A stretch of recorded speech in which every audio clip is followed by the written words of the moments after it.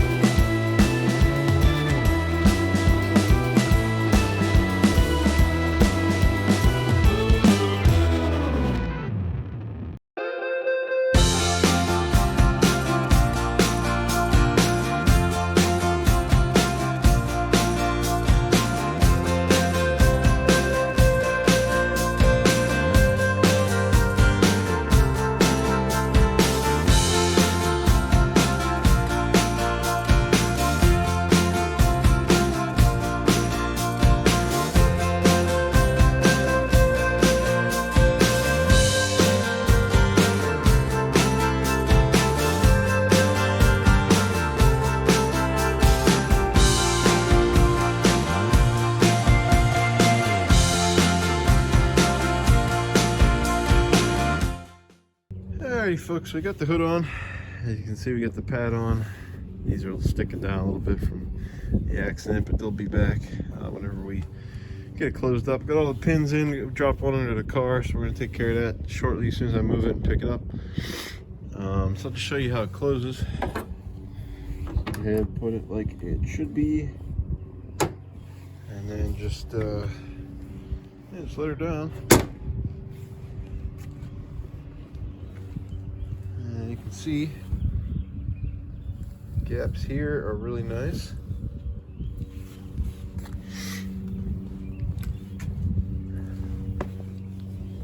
And over here, not as nice, but pretty nice too.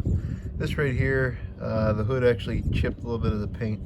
Got some touch-up paint for that, but pretty good here too, honestly. Not bad. Yeah, pretty good. And then we got a little gap there. Pretty good too. That's where the run in the clear is. We got some sanding down to do, but not too shabby.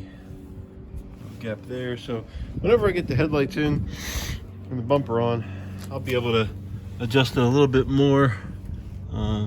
Don't have any play here, so the hood rubber struts into there are pretty good. Might actually have to loosen them up just a tad, but yeah, there she is with the hood, guys. Alright guys, it's gonna be a wrap for today's video. We got the new hood on, everything, all the pieces, washer fluid sprayers and everything on there.